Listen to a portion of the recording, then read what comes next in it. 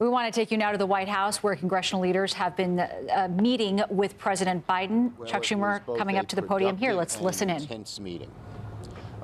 Productive meeting on the government shutdown. We are making good progress. We made it very clear. The Speaker said unequivocally he wants to avoid a government shutdown. We made it clear that that means not letting any of the government appropriations bills lapse, which means you need some CRs to get that done. But we're making good progress, and we're hopeful we can get this done really quickly. There are a little back and forth on different issues that different people want, but I don't think those are insurmountable. The fact that that we made it so clear that we can't have the shutdown because it hurts so many people in so many different ways, even for a short period of time, was very apparent in the room. And the Speaker did not reject that. He said he wants to avoid a government shutdown. So that was very heartening. The meeting on Ukraine was one of the most intense I have ever encountered in my many meetings in the Oval Office. The four of us all together led. First person to speak was Leader McConnell.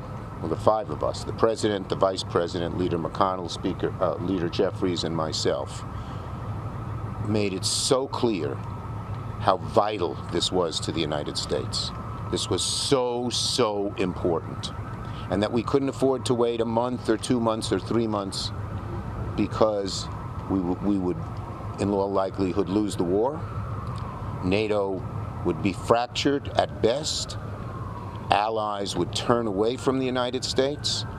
And the boldest leaders, the boldest autocrats of the world, the Putins, the Xis, the presidents of North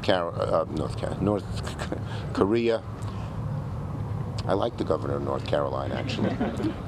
The presidents of North Korea and Iran would be emboldened, thinking that the United States was this soft, fat country that lost its way and would take advantage. And so we said to the Speaker, get it done. I told him this is one of the moments, I said, I've been around here a long time. It's maybe 4 or 5 times that history is looking over your shoulder. And if you don't do the right thing, whatever the immediate politics are, you will regret it. I told him 2 years from now and every year after that. Because really it's in his hands. It's in his hands. We told him how important it was. It was passionate. I talked about my trip to Ukraine, where I met soldiers who had Russian artillery in range with the drones they have, but had no ammunition to fire at them. We talked about 4 brigades who were ready to go, Ukrainian, no arms, and how serious the lack of arms was. And it was the consensus in that room, Zelensky and Ukraine will lose the war if we don't get the arms and don't get them quickly. The Speaker brought up the border. We made it very clear to him that we want to do something real on border. And in fact, we Democrats in the Senate supported a border bill that very conservative groups, including the Border Patrol agents, the Wall Street Journal editorial page, and Chamber of Commerce were for, but said to hold up Ukraine, which, as he admitted, was a national imperative, because you can't do something else which we all would work on, was a non sequitur. There was no logic. There's a logic to solving the border. We want to solve it. But we have to do Ukraine right now because there's a weight that can get done quickly, because that has broad bipartisan consensus, and the border takes some more work, which we'll be happy to work on to get it done, but not hold up the Ukraine bill for it. Senator Schumer. Let me first just thank President Biden for convening us for this very important discussion to address the important challenges that are confronting the American people. It was an intense meeting, it was an honest meeting, and ultimately it was a productive meeting. We discussed 3 issues. First, the need to avoid a government shutdown and to fund the government so that we can address the needs of the American people in terms of their health, their safety, and their economic well-being. We are making real progress on the appropriations bills that are scheduled to lapse on March 1st.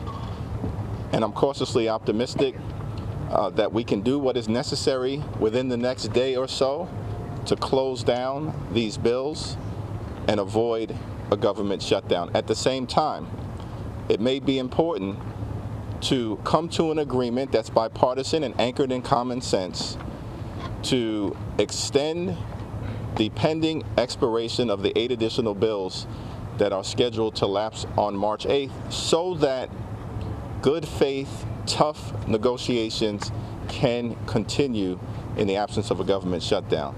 Second, we discussed the urgent national security priorities of the American people as captured in the bipartisan, comprehensive, Senate-passed legislation. This is an existential moment for the free world as it relates to being there for our democratic allies in Ukraine, in Israel, and in the Indo-Pacific, and also at the same period of time making sure that we provide humanitarian assistance to Palestinian civilians who are in harm's way in Gaza or in other theaters of war through no fault of their own. Third, as Leader Schumer indicated, we had an open, an honest, and a candid, firm discussion about the border. We all agree that we have a broken immigration system and there is a need to address the challenges at the border in a thoughtful, bipartisan way. As Democrats, we support a safe, a strong, a secure, and a humane border. We just need our House Republican colleagues not to play politics and engage in political stunts relative to the border, but to sit down, as was done in the Senate, and enter into good faith discussions about fixing our broken immigration system. As Democrats, we stand ready to do just that. Senator Schumer, what made this meeting one of the most intense you've ever had? The urgency of supporting Ukraine and the consequences to the people of America, to America's strength, if we don't do anything and don't do anything soon. I was so shaken by what I saw at the border. I was strengthened by the strength of Zelensky and the Ukrainian people and the Ukrainian soldiers, but shaken that here they are fighting without arms against a brutal dictator who will just do anything to kill them. And the intensity in that room was surprising to me. But because of the passion of the president, the vice president, Leader Jeffries, Leader McConnell, and myself, it was. And, you know, Johnson tried to answer, and he made it clear he wants to do something on the border. But we made it clear to him we can't tarry, or the war could be lost. And second, we wanted to do border and have a tough, secure border plan, as we showed. We Democrats showed in the Senate, but he can't say it won't do Ukraine until we get border. He's tried to do border for 6 months and couldn't come up with a single Democratic vote. But is that what That's enough. Next one. Next one. Yes. You've discussed border here. Is this a part of the discussions? Is there a legislative discussion as part of this, or is this still the Republican position? We made it look. That it has to be done through the White House. Let me make it clear. We made the overwhelming sentiment in that meeting is we got to do Ukraine now. And there are other issues, including border, which we should address, but not now. And there was a discussion in the room that could you do border just by administrative action. I think Biden won that argument because he said you can't do it, we all said, without personnel. And you need legislation for personnel. And even the Republicans in the budget asked for more money for personnel at the border. So it was clear. It was clear that we want to fix border, but it was also clear the Speaker didn't give a reason why you had to do one before you did the other. Thank you, everybody. Congressman, Pope Francis on Sunday called for a... Sir? Thank you, leaders. We have been listening to Senate Majority Leader Chuck Schumer there and House Minority Leader Hakeem Jeffries speak. This was after a meeting of congressional leaders with President Biden and Vice President Harris. They say that they are making good progress toward a funding deal before Friday's partial government shutdown deadline. The Senate Majority Leaders, they say that House Speaker Mike Johnson does not want a government shutdown.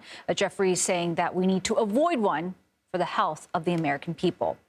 CBS News congressional correspondent Scott MacFarlane joins us from Capitol Hill. And Scott, talk to us about this meeting and what's the best way to evaluate whether or not it was truly successful? Two big takeaways from what Senator Schumer just said there. First of all, he described this 5-on-1 lobbying effort against Speaker Mike Johnson to convince him to bring the Ukraine aid package up for a vote. There's been the sense from our reporting that the votes are there. There's a coalition of Democrats and Republicans ready to approve tens of billions of dollars for Ukraine right now. But Republican leadership's not bringing it to the floor, arguing there needs to be more border security measures approved first. What Senator Schumer described wasn't necessarily unprecedented, but it's quite a striking idea to have all five, the vice president, the president, the Senate Republican leader, and both Democratic leaders trying to lean on Speaker Johnson in a 6-person meeting. The other takeaway is what Senator Schumer and Leader Jeffries described as a consensus that there can't be a government shutdown. And the likelihood, if not the possibility, the likelihood some type of continuing resolution to pause matters and keep the government open is going to come up before Friday. And the timing's imperative here, Nancy. For that bill to be approved by the Friday 11:59 p.m. deadline, they're likely going to have to put something on paper and release it today. Now, the meeting's happened. Everybody's talked. There seems to be a consensus. We need to do something to keep the government open. It's quite possible in short order something is put on paper and circulated among Democratic and Republican members. We'll now wait to hear from the Republicans in the room. Here's what you want to watch for. Mitch McConnell and Speaker Mike Johnson would traditionally walk out together, but they are divergent, it seems, on the issue of Ukraine. Let's see who speaks first and who says what about the Ukraine aid issue. I know that's something that so many people are counting on. Can you talk a little bit more about the next moves on that? Because President Biden, he's been urging lawmakers to move forward on this foreign aid bill. It's been approved by the Senate, as you mentioned. So can you elaborate more on why the Speaker won't bring it to the floor? What the Republican leaders have been saying is that there are Republican members of the House that would approve or at least vote on Ukraine aid if they add things to deal with America's border, its southern border with Mexico. And the senators have said we did that. We cut a bipartisan deal to do both things, to fund Ukraine and to enact some stricter border security measures, the likes of which we haven't approved in decades in Washington. That's what the senators were saying. House leaders and Donald Trump have opposed that plan, saying it didn't go far enough, and it's an election year. Compromise becomes increasingly difficult as the year moves on. But what the Democratic leader said right there is that Ukraine needs to move now. There's a need to get the aid out the door. Bullets are running low, munitions are running low, and things are weakening on the front lines. So to get a deal that improves border security and Ukraine together is going to take more time. And what they're saying happened in the meeting was an argument to Speaker Mike Johnson. We have run out of time. Yes, we have. I'm curious, though. I mean, I know that these leaders are saying they will do anything they can to avoid it. But what happens if there is a shutdown come 12 a.m. on Saturday morning? Yeah, there's still some cynicism here this will get done because we've come close to the deadline already.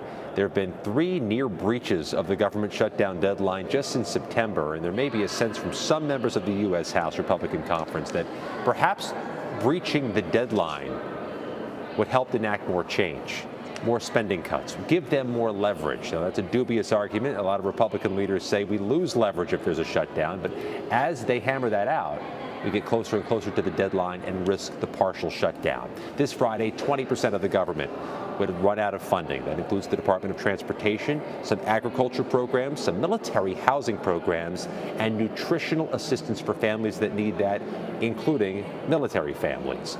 Next Friday, March 8th, is the balance of the federal government's funding.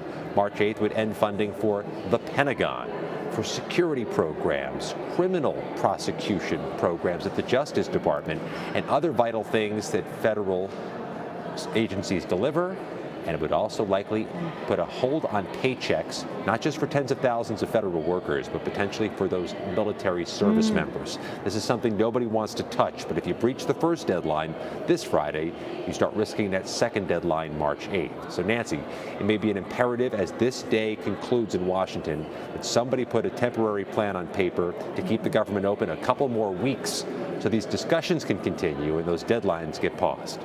So many Americans are watching this. Scott MacFarlane, thank you so much.